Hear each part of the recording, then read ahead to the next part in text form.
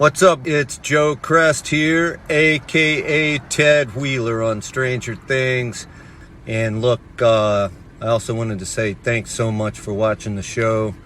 That means a whole lot to all of us out here. But I want to give you a little dad advice before I get out of here, okay? A little dad advice here from your on-screen dad.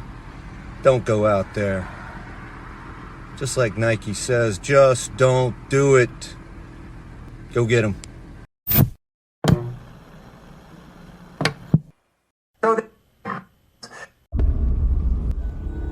They've conquered the big screen. Now, get ready for the spin-off sure to send chills down your spine.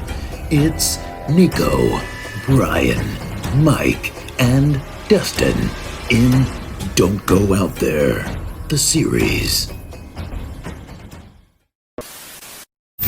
Welcome back, everybody, to DGOT, the series. We really appreciate y'all listening. We hope y'all have been enjoying these series reviews. I know we have. It's been a lot of fun. Just want to give a quick shout out to our website, don'tgoouthere.com. Everything about our podcast is on the website. All of our episodes and interviews, if you want to check those out. We've done some incredible interviews in the past. Go check them out there in a specific tab by themselves so you don't have to scroll through hundreds of episodes on Apple or Spotify, etc. We also have our store if you want to grab a shirt, a mouse pad, a hat, all that good stuff. We'd love to see your pictures, rep your favorite podcast. And Shan's Etsy page is also attached if you want to grab a tumbler. All of our social media links are on there as well. Facebook, Twitter, Instagram, YouTube, TikTok. Like us, subscribe us, follow us, all that good stuff. And the last thing I want to shout out on our website is our Patreon. We call it Blood Donors. We have the traditional monthly reoccurring kind. If you want to support us, help us pay the bills, as we say. Or if there's a movie you want us to review, that option is available as well. Just check out our website, don'tgoouthere.com. Also, if you haven't noticed, we've recently joined the Believe Network. So there's some ads on our program now. But if you want ad-free content, go check us out on Blood Donors. The ad-free episodes will be available there. We appreciate your support. We are continuing on with Stranger Things Season 1, Episodes 3 and 4 tonight. Brother Mike is going to be doing the scene-by-scenes. I'll just go real quick, general thoughts on both episodes. I liked both of them again. I've loved all 4 episodes so far. It's been such a pleasure. I haven't watched Season 1 in several years, at least 2-3 years perhaps.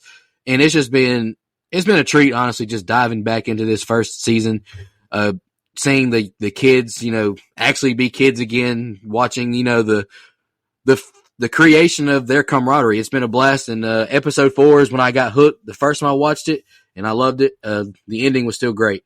Brian, you want to give your general thoughts? Yeah, I agree. I love both of these episodes as well.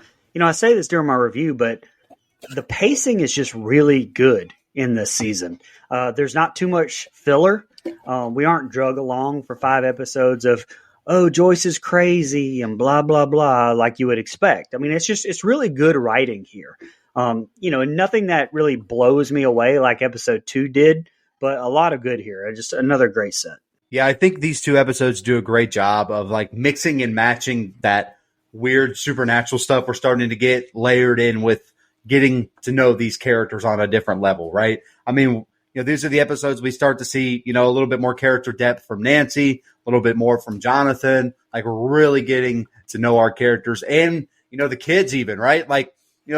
First 2 episodes, yeah, we kind of know them, but they're kind of, a group of nerds, like a normal 80s kid teen movie or whatever you want to call it. In this one, we start to get to know them and their personalities. And I really like these 2 episodes for that. And also, this is where we get the switch of Hopper. I talked about it last week where it's he's this bumbling town cop from an 80s movie.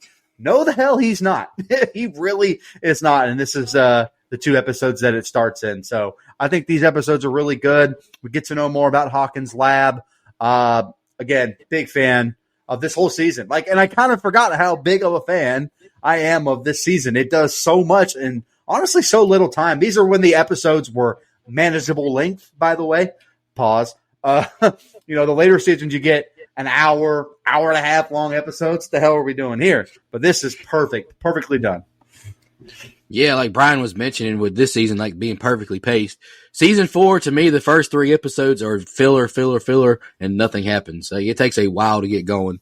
And just one more thing, episode 4 and 3, really, the emotional acting just gets so powerful too. Like trying to find Will, like just, the son, the brother, your best friend. Like I can't compliment it enough. I'm really excited to review it. Absolutely. All right, Mike, whenever you're ready for the scene by scene, go ahead, brother. I feel like I'm a pro wrestler.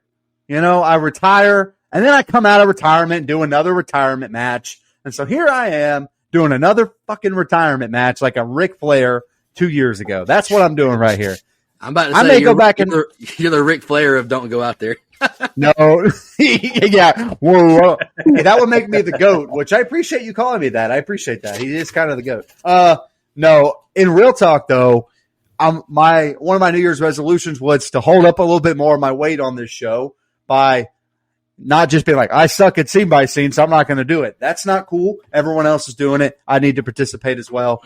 Earn my keep around here. You know what I mean? I can't just be a beautiful face for an audio show. So anyway, here we go. Let's get on. That was good. So yeah, man. Okay, I'm excited. I'm going to stutter a lot, so just be prepared. It's going to be some Floyd Mayweather moments. Just be prepared. Here we go. And honestly, this first line is out of pocket. I can't help it. It's out of context. It sounds crazy. Here we go. Barb wakes up covered in a strange liquid with white things floating around as she's coughed something up. She's shouting for Nancy and then turns around to see a strange liquid-like beast. A badass Foreigner song starts to play. By the way, Foreigner's awesome. You should check out all their songs. Anyway, song starts to play while Steve and Nancy get after it. But then we're cutting back and forth to Barb being chased and then finally captured and then presumably killed by this new strange monster that we haven't seen quite yet. Then the intro plays, which again, don't skip the intro. It's awesome. Then we see Nancy on the bed looking down at Steve, almost like she's regretting what happened. And then she kind of taps him and says, I'll see you tomorrow. And Steve kind of gives her the grunt thing, like, I want to go back to bed. Don't mess with me. Nancy walks home and then runs into her mom. She said after the assembly that some friends just wanted to get food. Awful lie. And her mom looks hurt, which I could help her with, by the way. Man, I forget how hot Mike's mom is. Anyway, and tells Nancy, Nancy can talk to her and reach out. Nancy swears nothing happened and then goes up to her room. We see Jonathan wake up and rush into Joyce's room, and she's trying to convince him that Will is talking through the lamps and lights. Jonathan tells her to stop and she needs to get some sleep. Joyce promises to get more sleep, and John leaves to make breakfast. We're back with the kids planning, and Lucas is kind of back to being a butthole about Elle and her powers, but says he's going to use the slingshot to take out whatever is out there. Dustin says we don't need weapons because we have Elle, and she moved the door with her mind, which I thought was a cool line from a kid's perspective anyway. Then he tries to get her to move a keyboard like she's a, dance monkey, and Mike steps in and says she's not a dog, which some really smart co-host on this show mentioned last week. Elle is kind of written like a rescue dog. God damn, I got two of them. I don't know why I couldn't think of that. Anyway. So we see Nancy walk to her locker and finally see Steve. Steve asks if everything is okay, and she says she feels like everyone is staring at her. He says he didn't tell anyone that they did the no pants dance and that she's being paranoid, which is the ultimate gaslight. Then they hug, kiss, everything's good, and Nancy's in class now, and the other girl asks where Barb is. We then cut to Hopper riding into the lab and tell the guard Patrick that they need to look for the missing kid in there. He tries to get them to go away and tell them he has to speak with his boss, but Hopper says he knows Will isn't in there, but he has to check off the box. We cut back to Elle being curious and eating all the damn snacks. She walks around Mike's house and finds a TV. She cuts it on, and there's an old school commercial playing, which leads to a flashback in the lab with Papa. Elle is struggling to crush the can of Coke and then does, but her nose is bleeding. We see a proud Papa as we head to the next set. Yeah, first of all, we get to see the Upside Down for the first time. I love the design. I believe you can credit production designer Chris Trujillo and his team for this magnificent, just wonderful dimension. And especially this day and age, you can probably assume this is created via CGI, but it's actually applied practically to existing sets. Trujillo said that generally they would shoot the real world scripts and then add the practical effects to the sets and then shoot all the upside down scenes. So that's a cool little tidbit there. And so, like I said last week, Barb's situation elevated this entire show for me. Shannon Purser is amazing here, especially for like we said last week, this being her first ever real acting gig. But her screams, the cuts getting faster and faster as we see her get grabbed and we see what's happening in Steve's room and cutting back and forth. It was terrifying. And like I said, her dying raised these stakes. To the point to where, like, I did question throughout my watch through in the back of my mind, like when they eventually fix whatever this is, that she's not going to be dead, right? I mean, boy, was I wrong, and boy, was I glad I was wrong. But you've got to have real stakes, and to make this evil feel like a real danger, it needs to, like I said, you need to have those real stakes. Bravo to the Duffers for doing that and doing it early. And speaking of acting, again, Joyce losing it. Winona Ryder really just shines once again in this episode. And actually her mental state, and how it's kind of going over the edge here, her whole character arc, this episode especially, really mirroring one of Richard Dreyfuss's character in Close Encounters of the Third Kind. I mean, the music playing and the scene near the beginning also resembles that whole 5-note little sequence played in that movie as well. And I'm sure that's not an accident, by the Duffers. Just another great opening. Yeah, this is a tough opening with Barb in the upside down while Steve splits Nancy. Poor Barb. She should have just stayed home. This is why you don't lie to your parents, kids. I hope a little Emerson in the background. Listen to your parents. I do remember back in 2016, I know Mike probably remembers as well, after Barb's death, how sad the fans were in starting the Justice for Barb movement. They missed her, and I get it. And what did Nancy stay the night with Steve? Wasn't this a random Tuesday party? What is she going to tell her mom? But then I wrote, never mind. Steve just had the brightest outside light ever. I could have swore it was the next day. I don't know how that man sleeps in that room. There's no way I could sleep because I got to have my room like pitch black. Nancy is a terrible liar, and her mama Nancy can see it all over her. But it's the truth. Mamas know all. You can't lie to your mom. They always know. Hard to not think Joyce isn't crazy with her saying Will is communicating through light bulbs. But I can't imagine how a parent would feel with a missing child. I'd probably cling to any hope as well. So I get that. And God, I love this camaraderie amongst these kids. Dustin is trying to get 11 to make that toy plane fly. Lucas is in disbelief. Mike is protective of 11. I think this is great. Nancy, she looks guilty as hell at school. My goodness. The chemistry between Nancy and Steve is great, though. She plays the nervous, shy, nerdy girl to perfection. As does Steve with the heartthrob guy of school. I think they both nailed their roles so far. 11 getting bored in the basement and starts making a ruckus and even goes upstairs. This kid is nuts. I thought she didn't want to get caught. I thought it's been a fun opening, more of the same, but that's not a bad thing. I'm thoroughly invested in loving it so far. Again, I think people love Barb because she's pretty normal and regular like the rest of us, right? I feel like, the fan base, the Stranger Things kind of attracted, really latched on to Barb. And still, to this day, Barb, is almost, and it's going to make Brian mad, and probably you too, Barb is almost the Stu Macher of the Stranger Things series. That's all I'm going to say. She's still alive out there in the upside down, baby. Just wait. Just wait. It's coming. No TV on her head, right? It's possible. It's possible. If Will was alive, why not Barb? That's all I'm saying. Anyway, I'll shut up now. Directed by Wes Craven.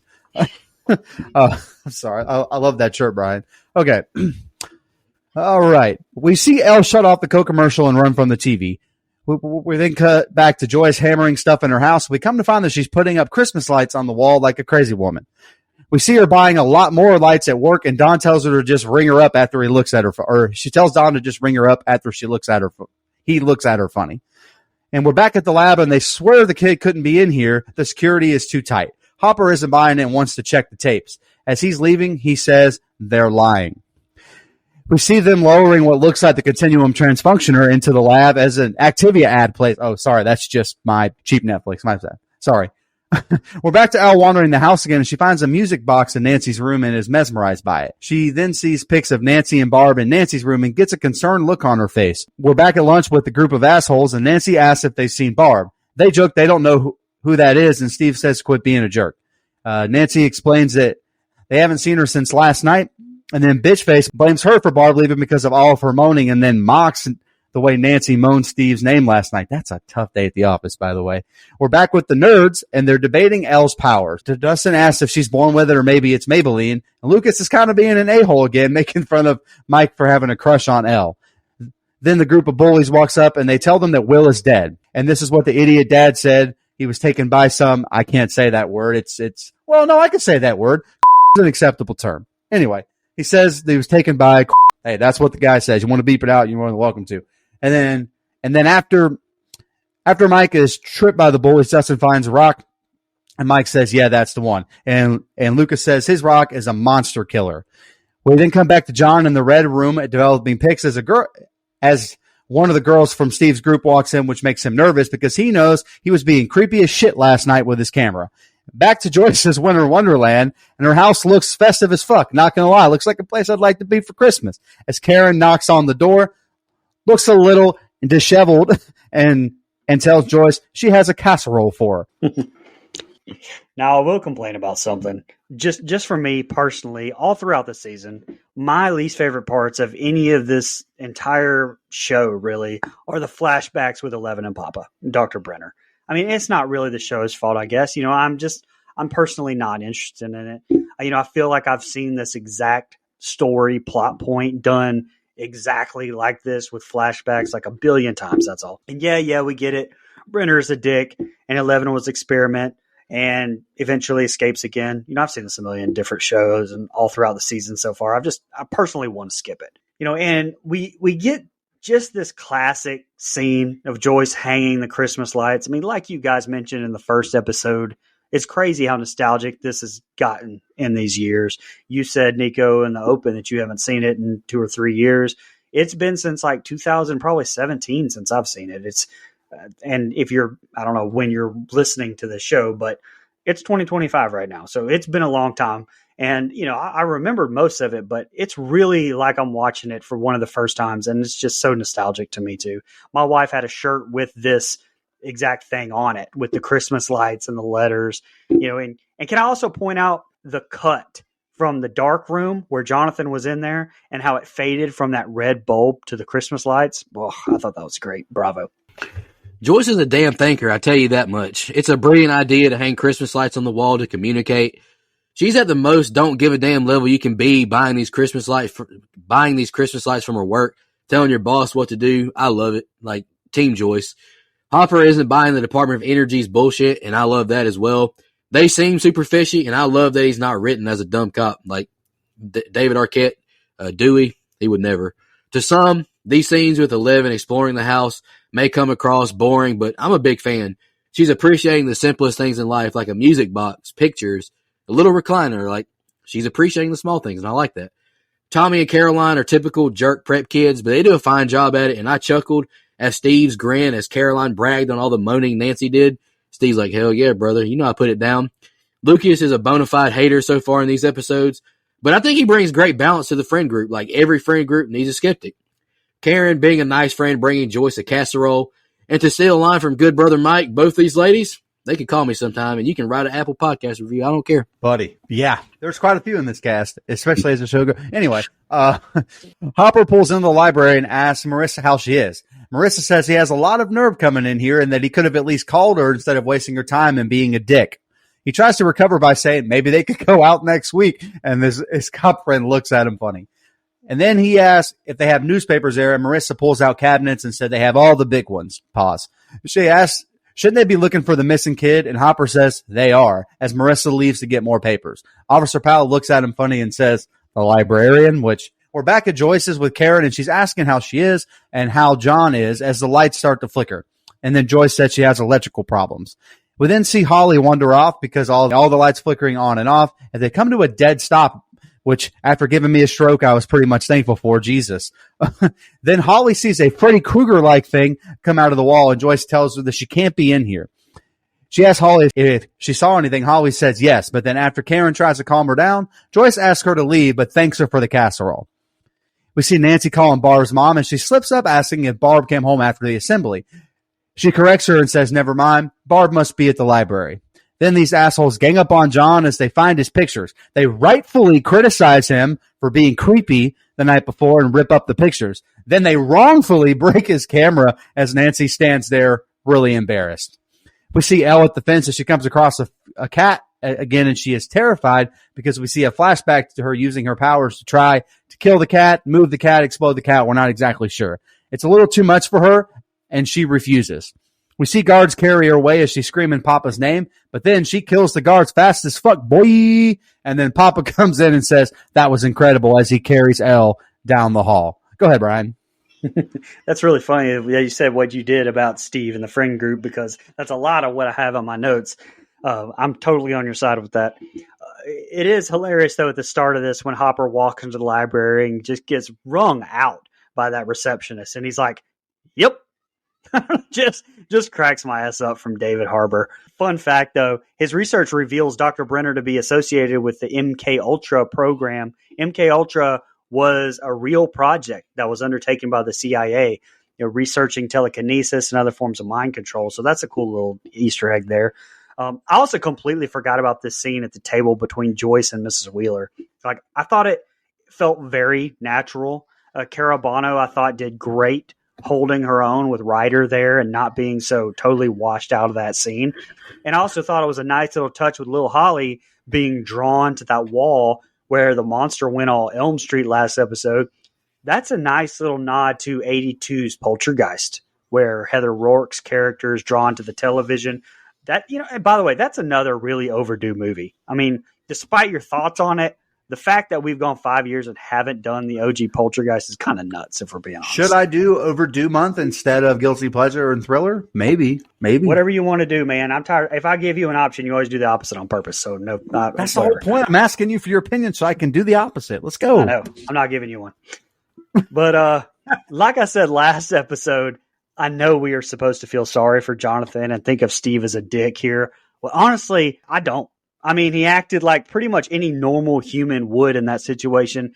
This kind of makes me miss this version of Steve a little bit down the line, to be honest, and in later episodes or seasons. Like, it's almost like Jonathan got that glow up. Isn't that what it's called in these rom-coms, a glow up? Yeah, Jonathan got that glow up, and Steve got that glow down because of his friendship with the boys. Like, now, I mean, maybe a little bit overboard with breaking the camera, but still, I mean, damn. Jonathan's a perv. Justice for Barb.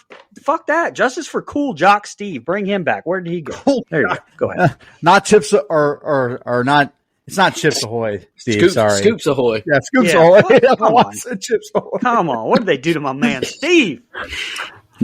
Nah, baby. I like Steve throughout the whole show. Like, I like his character arc. This season and all of them. Me too. My dog was like Austin Powers, though, in season 4, lost all of his mojo. Right? I've seen those movies. All right, anywho, Hopper must be the town player. The man is getting called out by the town librarian, bouncing around, doing some things. This is an awkward situation, though. Love this techno synth score playing as the officers do research. Stranger Things, they simply don't miss with the music. I think they do fantastic with it. I can't imagine what Karen is thinking when Joyce freaks out on her because of her daughter, being drawn to Will's room. And that's a great call, Brian. I didn't even think about the poltergeist thing. And the daughter kind of looks like her, too. So, great call. Didn't even think about it. Probably because I don't think poltergeist is that great, but we'll get to that when we get to it. Nancy is a terrible liar again, which is strange because usually women are great liars. Just kidding, ladies. We love you. Can't lie.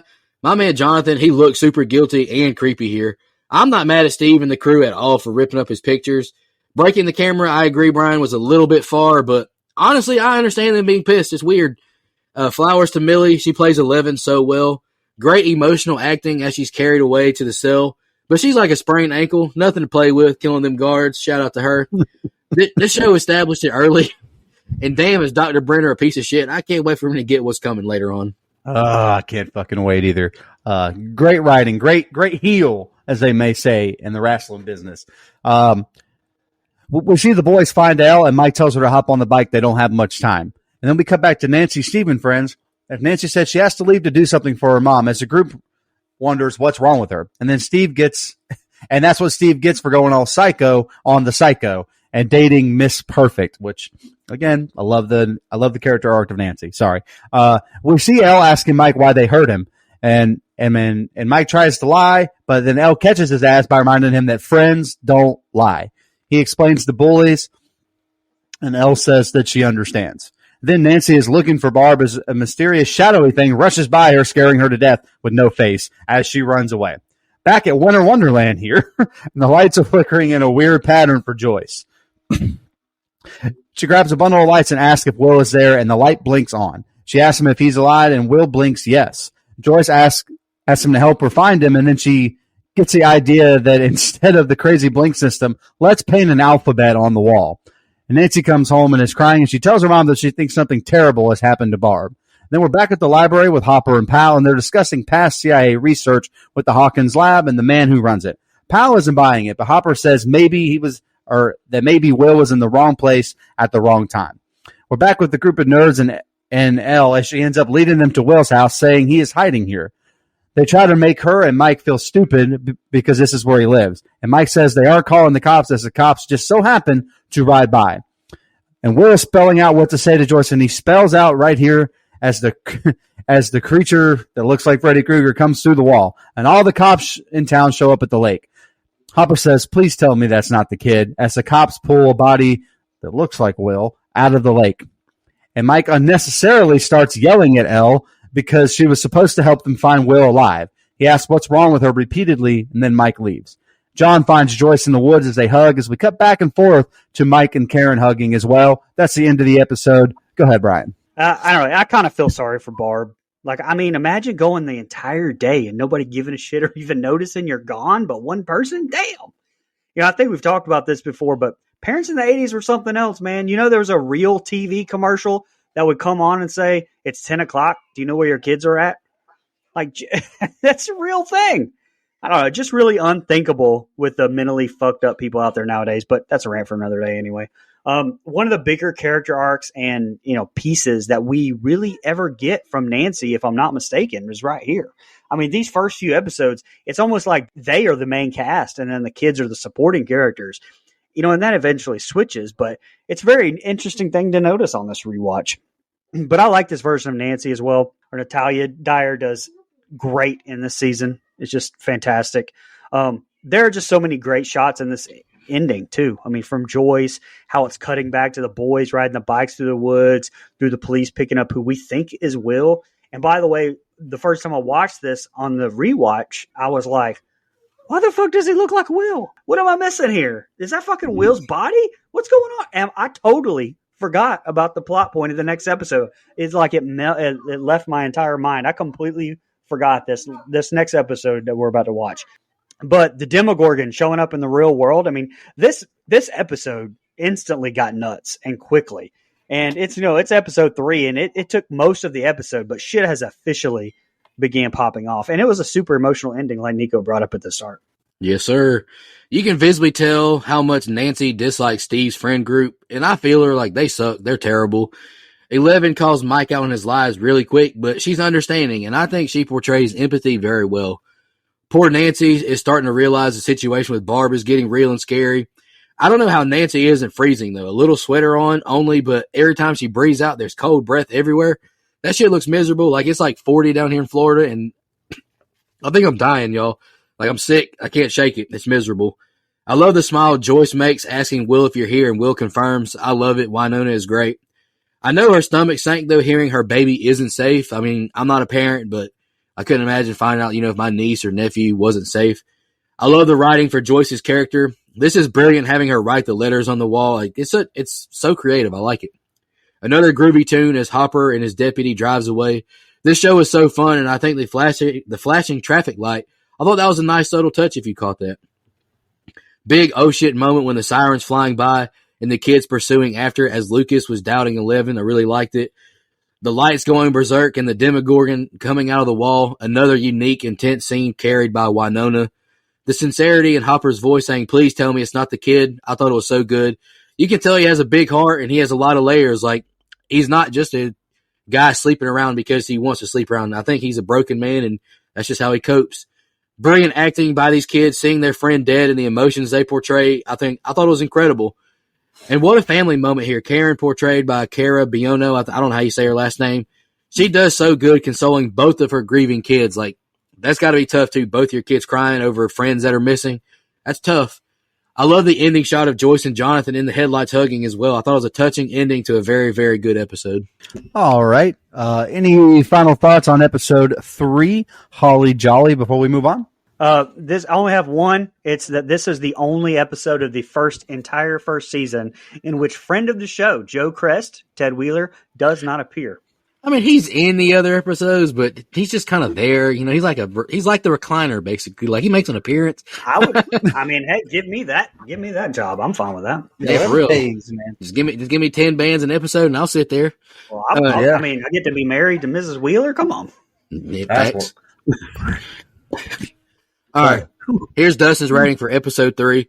I like the look at Barb in the beginning to give us an idea what's going on with her and Will. They also introduced more of the communication through Lights bit, including the introduction of the iconic Christmas lights. And we get more of a look at Eleven's backstory. Some decent story progression, but again, nothing crazy. Right in line with the first two for me, I give it a 7. That's his rating for episode 3.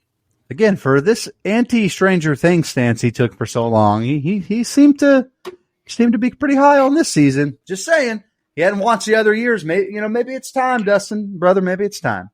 Okay, we can go into episode 4, The Body. Not Jesse the Body Ventura, but The Body, the name of the episode of this show. Okay, here we go.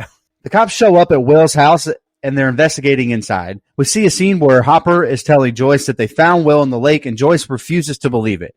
She's trying to explain how Will was communicating with her through the lights and that the sting came out of the wall at her. Hopper tries to comfort her by relating to what happened after his daughter passed and telling her that it was all in his head and it's all in hers too. Hopper tells her to come see tomorrow for herself and to try to get some sleep tonight. We see Hopper look bumfuzzled in the car, almost like he kind of believes Joyce. We then see a montage of John crying in bed with headphones on and Joyce walking back and forth to the shed. We cut to them talking, finding Will on the news, and his dad wants to know if he should go talk to Mike. We see Mike and Elle in the basement as Mike is looking through some old papers. Elle was flipping the radio off and on as Mike goes off on her, unjustifiably. It tells her again, friends don't lie. What she did hurts and sucks. He says Lucas was right about her all along. Elle plays Will singing The Clash over the radio as her nose bleeds, and Mike can't believe it. He asks if that was Will as we cut to the opening credits. We cut to Joyce laying on the couch, dozing in and out of sleep. John wakes her up and says, we have to go see Will. And Karen barges into Mike's room and asks if he's okay. And Mike says he wants to stay home from school today. And Karen says it's fine. A sweet mom moment also, by the way, as she leaves there. Mike bugs Lucas on the radio until he finally answers and tells Lucas to grab Dustin and get over their stat. Also, Mike saying screw his funeral is a wild line. I just wanted to get that in out of context. And then there's a touching talk between Hopper and John as Joyce runs out screaming that is not her son. Go ahead, Brian. Yeah, the cold open of this episode is unbelievable. 10 out of 10. Like, my emotions are already running high, like wanting to see who they pulled out of the water. And then you get that 360 shot of Joyce here with her being told that their working theory of the body from the quarry is Will. But it's like a zoned out. So you're like hearing it from a mom's perspective. That was incredible. That was incredible to me. Then Hopper talking about his experiences when he lost his daughter.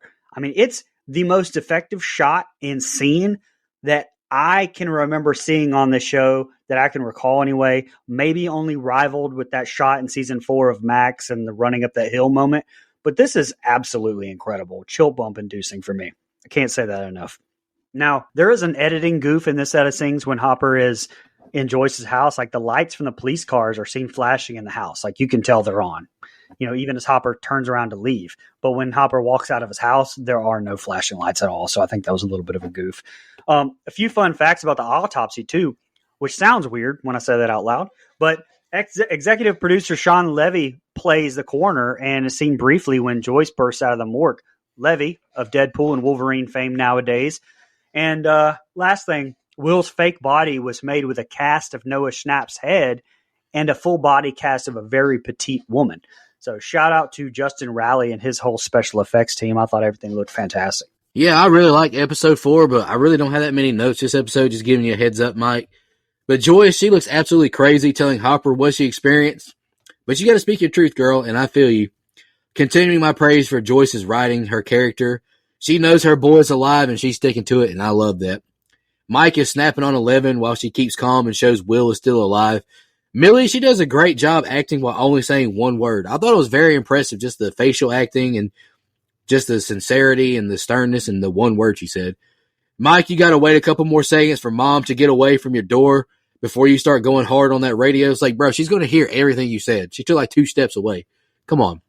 And this is the last thing I got. Joyce continues to appear crazy, but I understand it completely. Like I mentioned earlier, I'm Team Joyce 100%. We cut to Nancy and Steve talking about Barb missing and the thing that Nancy saw in the woods. And Steve is only worried about his dad catching him drinking, and Nancy leaves Steve pissed off in the alley. Back to Joyce and Jonathan as he tries to calm her down and face reality. John explains how crazy everything she is saying sounds, and Joyce says she knows that she's crazy, but she doesn't care. Will is out there alone and scared, and he needs her. She says she's going to bring him home, but John yells they're having a funeral and not leaving him in that freezer another day. We're back in the basement again, and Logical Lucas, that's my new nickname for him, Logical Lucas refuses to have any fun again as he's trying to convince them that wasn't Will on the monitor. The nerds give Elle a little bit of a makeover with Holly and Nancy's old clothes.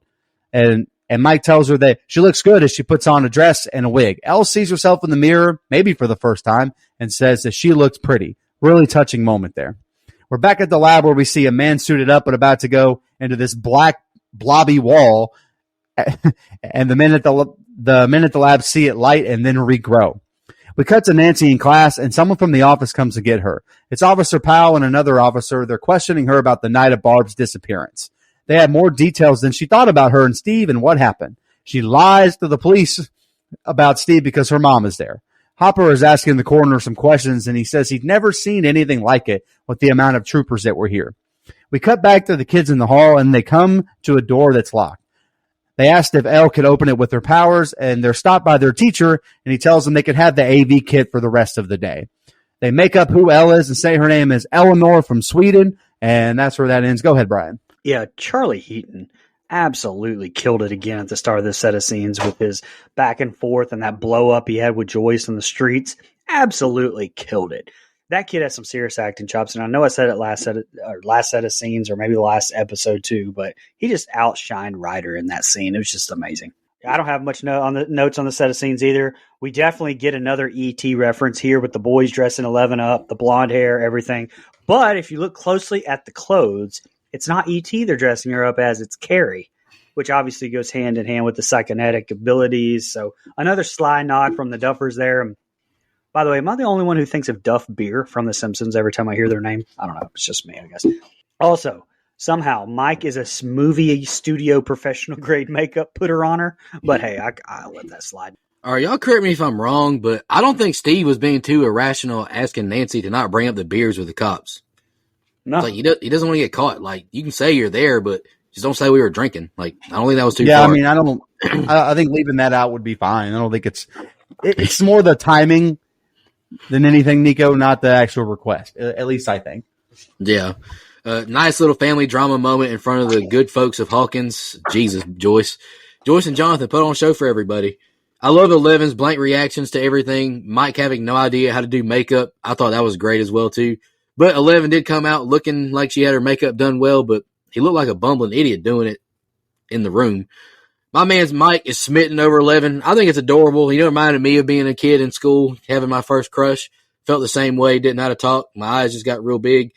First watch, I remember not having any damn clue what this weird, alive wall was, but being super intrigued. I know that's maybe not the best review talk, but it's my real experience, so I feel like that was worth sharing. You know, Nancy feels awkward in front of her mom telling the cops her story of what actually happened, getting her shit split by Steve. My conspiracy theory mind kicks in, and I'm breaking out the old tinfoil hat, hearing the coroner tell Hopper things seem to bit off of his autopsy. Why does it seem weird? Because it's Will Byers and not John F. Kennedy. Yeah, I would be a little skeptical too.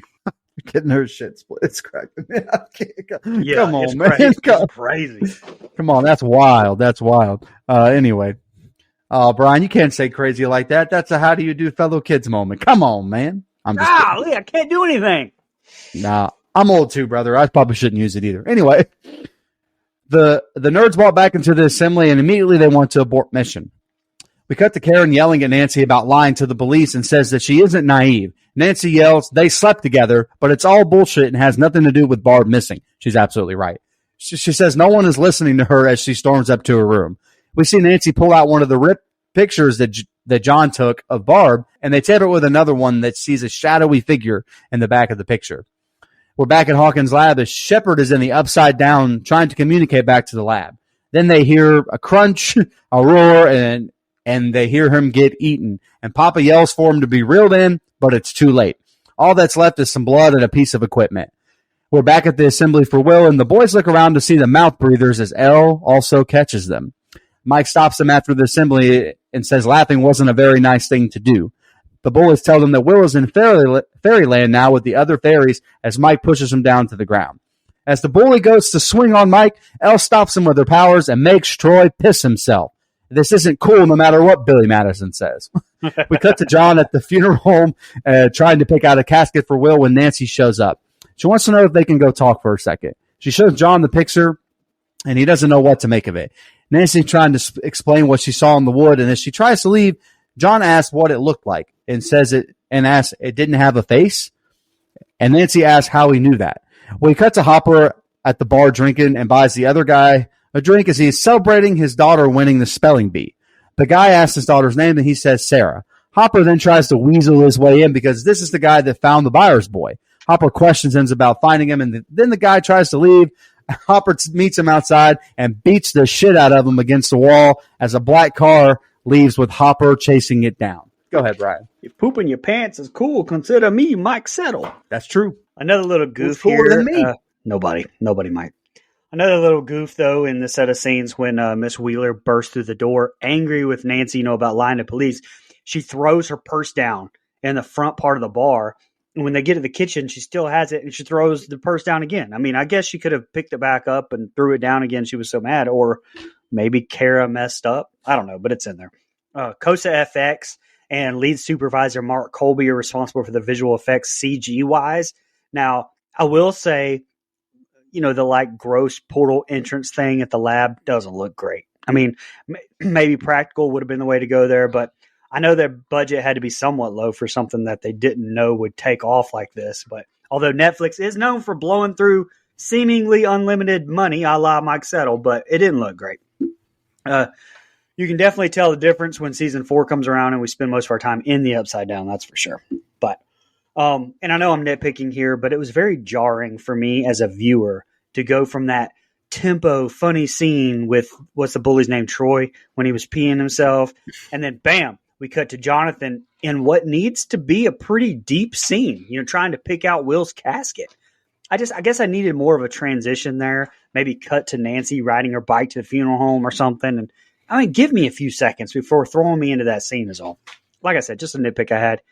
Now, lastly, just a great transition that was Hopper at the bar doing some real damn police work and then cutting to him beating the shit out of that trooper. That was fantastic. Again, like Nancy, probably Hopper's best story and character arc for me. I love seeing him like this. I forgot how damn good he is in this season and his character arc, like I said. Yeah, Brian, and I'm not saying this just to be contrarian, but I think the Troy scene you're talking about with the bully, I think 11, getting that little nosebleed and rubbing her nose was enough transition for me. But I think having Nancy riding to that funeral home would have been a really nice touch as well. I agree with that. More family drama at Nancy's house getting called out by Mama Karen. Love it. It's smart of Nancy to take this picture up and seeing the Demogorgon to the side of Barb that attacked her. I thought, good police work, Nancy. Good job. Never a good sign with sci-fi, anything, movie shows when a warning alarm and red light starts flashing and a winch jamming up. Doesn't sound like a good recipe to me, brother. Again, these bullies suck, and I really appreciate Mike sticking up for Will to them. And we get another nice oh shit moment when the bully freezes, then pisses himself. 11 being the GOAT, saving the day, before she got too big-headed. But anywho, Hopper is suspicious with this guy at the bar, and the tension starts to get real. And I kind of wrote the same thing you did, Brian. Hopper solving problems the old-fashioned way, brute force. Been another great episode. Let's finish this joint. And this is the ending here. Joyce is trying to find Will via average tune. Just throwing that out there. As we cut to the boys trying to get Elle to find Will. Then we see a flashback of Popper trying to get her to do the same thing with a man. And Popper tells her to repeat the words, and then the lights shut off. We're back to present day, and the same thing happens. The lights cuts off as the boys are scared. We see Will call out for Joyce as Elle picks up on this too. The boys hear Will's voice, and they can't believe it. Joyce tells him that she will find him, but he has to run now. And she tries to cut down the wall and find him, but she just ends up putting a big-ass fucking hole in the side of her house. The boys notice that Elle is sick, and they carry her out of there. We're with John and Nancy in the red room, and they're kind of connecting over photography. He apologizes for taking the picture of her, and then the Demogorgon shows up on the developed picture. Now John believes her and his mom. Hopper punches a guy after he gets his boss's name wrong and then looks around the coroner's office. We see fake Will lying on the table as Hopper commits what's most likely a federal crime and cuts it open. He finds out that it's a fake full of cotton balls as we cut back to Joyce's house. It's John and Will's dad as he asks what happened and hugs Joyce. We see Hopper starting to break in to Hawkins' lab. Go ahead, Brian. Yeah, I did love, though, Hopper, like, you could tell he really struggled with that decision. Like, he really did not want to cut him open and it be 100%. A real boy. Like, and that was such great acting there. I thought he really portrayed that well. I could have done, though, without the flashback for almost 2 full minutes of Papa in this scene, but again, that's just personal preference for me. You know, I felt that way the first time I watched this too. This watch through brought back those memories. So just wanted to throw that out there. But man, when she finally makes contact and they get to hear Will talking to Joyce through the wall, I got chill bumps. And yeah, the score helps exponentially. But again, I think it's Ryder's performance. She just fucking kills it. You know, and then again, we get a closing that's 100 miles per hour. But it leaves me satisfied in the fact that people are finally all starting to figure out something shady is going on, and they're all finding out at the same time. It's only episode 4. Like I said at the beginning, it's not that old crazy lady trope that, you know, doesn't get milked for 5 episodes, and I really appreciated that. You know, I probably deserve to be paused on like 5 things I just said, but I appreciate you guys letting that go. Anyway, great episode. Hey, yo, I'm just kidding. Joyce with a shout out to A24 and the Filippo brothers yelling, "Talk to me" to Will. You know, shout out to the A24 gang. Intense moment with Joyce, the kids, and Will, and a holy shit at the wall under the wallpaper and Will's reveal. Great scene. I loved it. Joyce is going full Jack Torrance on her wall, which we love to see as well.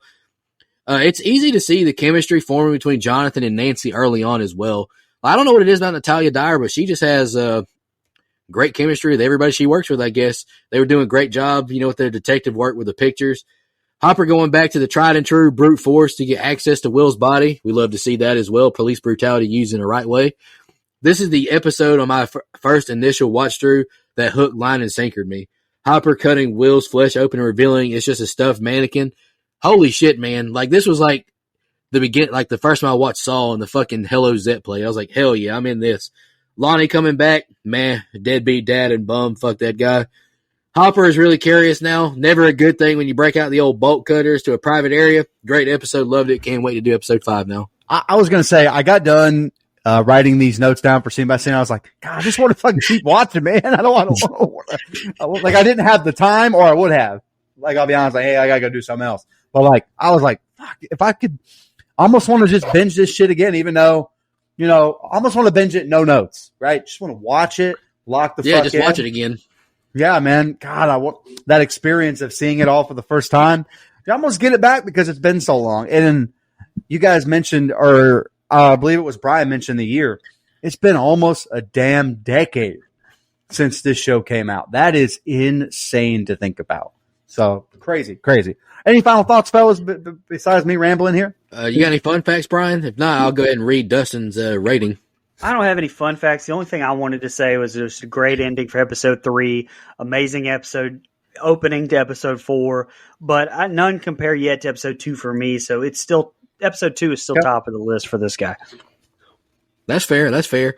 To me, like episode 1, 2, 3, and 4, I can't really remember where it transitions. I think it might be 6, like where 11 kind of becomes more prominent.